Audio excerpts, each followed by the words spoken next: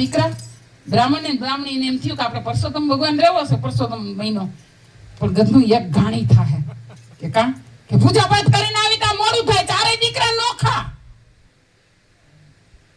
આપણે એક મહિનો આપણો દીકરો કોઈ પણ આપણને ભેગા રાખે, આ તમારે વ્રતય થઈ જાવ ટૂંકમાં માઇકમાં કહી દઉં તમને, એક દીકરો આપણને ભેગા રાખે ને તો આપણે વ્યવસ્થિત પરસોત્તમ ભગવાનની પૂજા કરી. મોટા દીકરાની ઘરે ગયા, એક મહિનો વહુ બટા રાખો, મહિનો પૂરો થાય એટલે અમે અમારી ઘરે વહી જાય. મોટી વહુ કે બાપુ બા તમને ખબર જ છે તમારા દીકરાનો સ્વભાવ કેવો છે, નોકરીએ જાય એને ડિસ્ટર્બ થાય, ન પડે. બીજો નંબરના એને એવો જવાબ દીધો. ત્રીજો નંબરના, હું લાંબી વાત નહીં કરું સમય પ્રમાણે, અને ચોથા નંબરનો દીકરો એક ઝૂંપડીમાં રહેતો તો ન્યા બાંધીને બાપા ગયા, એક મહિનો અમને રાખ, અમારે પરસોત્તમ ભગવાનની પૂજા થાય. બા કાંઈ વાંધો નહીં, આવતા રહ્યો, તમારા દીકરાનું ઘર છે, પણ મારાથી તમારું બહુ ફરાળ બરાળ સારું નહીં થાય, કારણ કે મારું ઘર લબડું. કે કાંઈ વાંધો નહીં બેટા, મારે ખાલી કામ કરી દે ને એટલે ઘણું. માજી ને બાપા હવારમાં ધોતિયું લઈને નાવા વહી જાય. પરસોત્તમ ભગવાનની સેવા પૂજા કરીને ઘીરે આવે અને ગારાની કોઠી ભીના ધોતિયા કોઠી માથે ટીંગાડી દે. એક શબ્દ સાંભળી લ્યો ને એટલે પરસોત્તમ મહિનો રહેવો જ ન પડે. એટલે ઘણી વહુ લઈ જાય, બાને અમારી ઘીરે, બાને અમારી ઘીરે.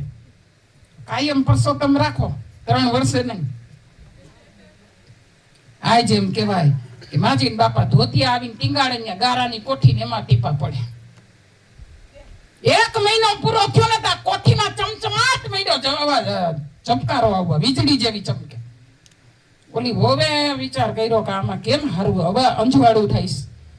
માજીએ કીધું બેટા તમે સેવાય તમારાથી જે થયું અમારાથી કર્યું, સેવાય બહુ કરી, અમાસ આવશે એટલે અમે અમારી ઘરે પાછા વહી જાવું, પણ મારી એવી ઈચ્છા હે 5 બ્રાહ્મણને જમાડી. કે બા મારા ઘરમાં કાંઈ નથી, હું કેમ જમાડું. વહુ જ્યાં તો મારવા ગઈ તા કોઠીમાં કઈક ઝબકે ને વહુએ જોયું તા તો આખી કોઠી હીરાની.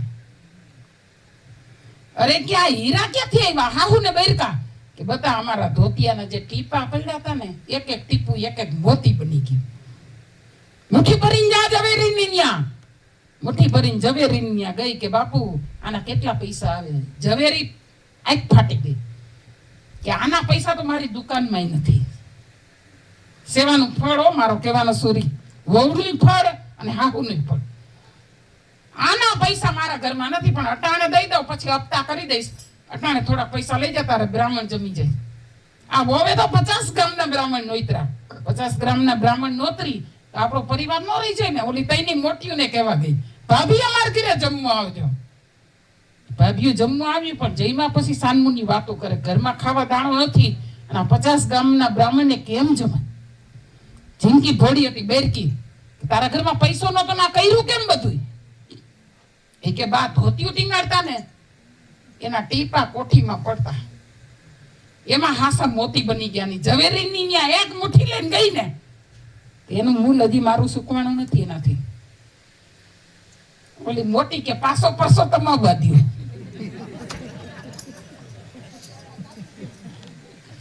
ત્રણેય મીટિંગ ભરી, ઓલી કે મારા ભેગા બા, ઓલી કે મારા ભેગા બા, ઓલી કે મારા ભેગા બા. સમજાય ને બધાને. બા કે હું હલવાઈ ગઈ, પરસોત્તમ મહિનો આવે તો અહીંયા હારું આ ઘાણી થાય ગઈ.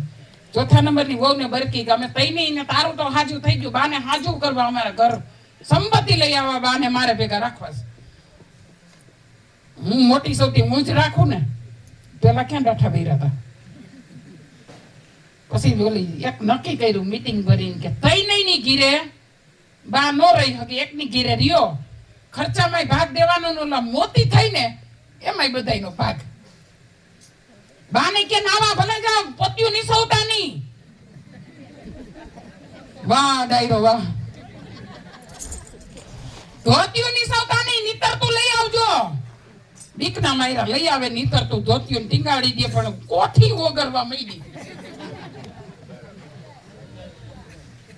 કોઠી ઓગરે મંડે અંદર ગારો થાવ, પણ ઓલો હિસાબ રાખવાનો તો બાના ફરાળનો. આજ બાઈએ 2 પપૈયા ખાધા, લખ નોટમાં. ઓલી તઈની મોતી બાદ દેવાનો તો ખર્ચામાં બાદ. હવારે બાને બટેટાની હુકી ભાજી કરી દીધી, લખ નોટમાં. આખી નોટ ભરાઈ ગઈ. પરસોત્તમ મહિનો પૂરો થયો, 100 ગામના બ્રાહ્મણ નોતા. શેના હાટું? મોતી હાટું. બ્રાહ્મણ તો આવીને બેહી ગયા, ઓલિયું રાંધવા માંડ્યું. ઓલી જિંદગીને પૂછે છે, બ્રાહ્મણ વહી ગયા પછી ખોઈ લીધી પેલા? કે પેલા મોતી જોવા જાય, બ્રાહ્મણ નોતરું દેવાઈ ગયું, રસોડામાં ચાલુ થઈ ગઈ રસોઈ, બ્રાહ્મણ આંગણે આવી ગયા, કોઠીમાં ડોકો. ઓલી કે ભાઈ એને ભલે પેલા ખોઈલું, મોતીડા તો ફાઇનલ છે, આપણે 4 જણીઓ જઈ ભાગ પાડતા વાર લાગે, 3 જણ આપણે છેલ્લા. બ્રાહ્મણ લઈ દક્ષિણા લઈને વયા ગયા ઘીરે, અને 3 જણીએ હાકર દઈ દીધી વગરની. હરવે હરવે લુગડું ઉસકાયું, મોતીડા જોવા ગયું તો આ તો ધૂળના ટેફા. મારો કહેવાનો સૂર એક જ છે કે કોઈ દી કોઈની ઈર્ષા ન કરવી. પરસો તમે એક બાઈ ઠેકડા મારે ને બીજી વાહ મારે, તમારે વિડિયા જોવા હું શેર કરીશ આવશે એટલે. સાચા દિલથી ભક્તિ કરો, પરસો તમે ભગવાન આફુડા જ આવે.